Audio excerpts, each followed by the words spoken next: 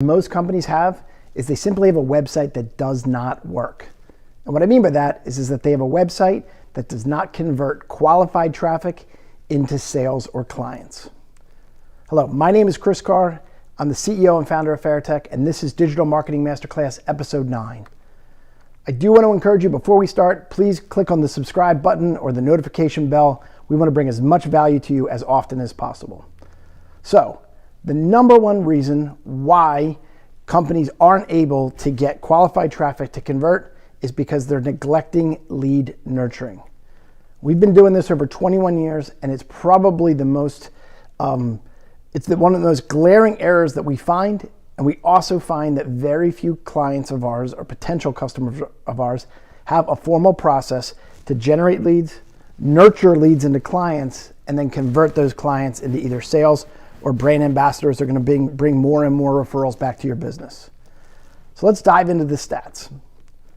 First off, you should know that companies that excel at lead nurturing generate 50% more sales-ready leads at a 33% lower cost. But only 29% of brands nurture their existing customers beyond the initial engagement. And finally, if your website and content strategy isn't specifically designed to nurture leads down the funnel to becoming clients, it probably won't. It comes back to nurturing. So to drive this point home a little bit farther, what I want to do is show an excerpt of an interview that I had with Andy Crestodina. If you don't know who Andy Crestodina is, he's the CMO and co-founder of Orbit Media.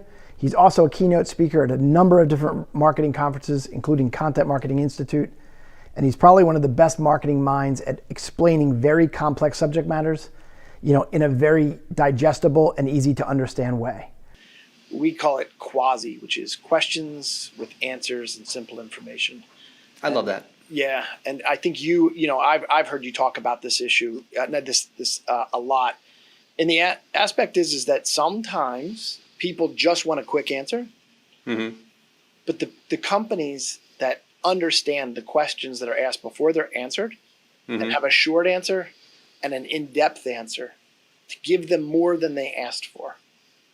I find that those are the companies that when they make that commitment, every single time, their thought leadership, their influence, all of it just continues to, you know what I mean? It's incredible. Yeah, I think it depends on the category. So you and I work in a world where there are expert writers and content promoters and people who really understand SEO and social media and promote and all the things that go together to make content successful.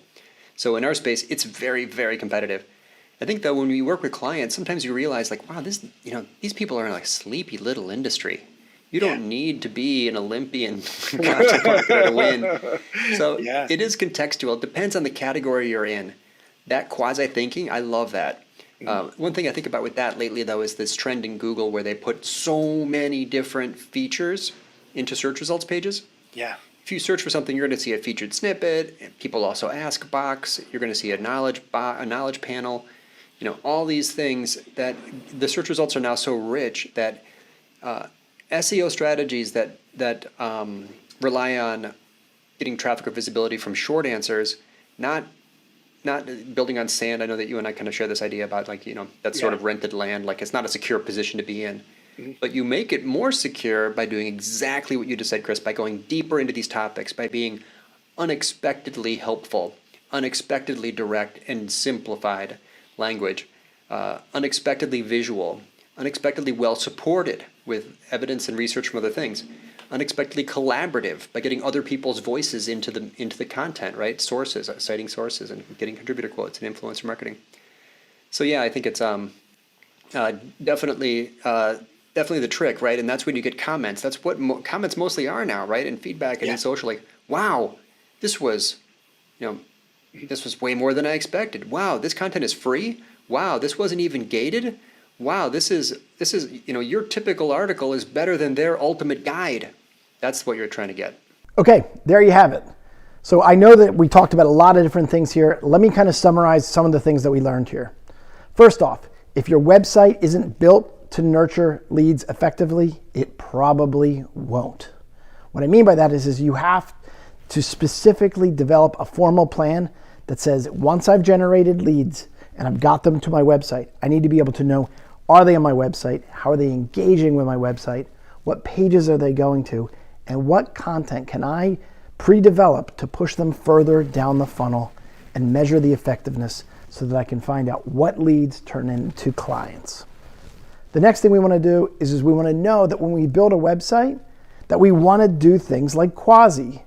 Quasi, again, is questions with answers and simple information, because ultimately, the most useful website wins. Give them more than they asked for. And the point that I thought that Andy drove home really, really well was be unexpectedly better. Be unexpectedly better than your competition. Be unexpectedly better than your potential clients' expectations. You see, all that extra energy will improve your thought leadership, and people buy from thought leaders.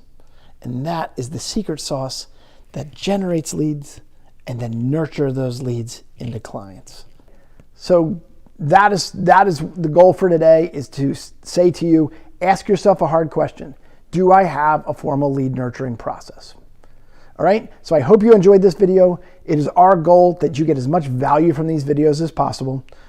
I want to mention again that we are on live every Tuesday, Wednesday, and Thursday at 2 o'clock. So please subscribe, click on the notification bell. I want to get as much content to you as possible.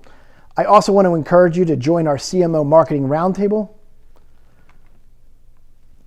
And if you want to know our unique process that we've built over the last 21 years, please go to the following website, faratechuniqueprocess.com. We literally spoon feed it to you. We put it in video format, we put it in text format, and we do as much as possible to help you guys learn as much as possible to transform your marketing. All right, it's our goal to bring as much value as possible so that you can transform your marketing step by step. And we hope that we did that effectively on this page. We look forward to your feedback, and we do just want to encourage you one more time to subscribe, and we will see you next time.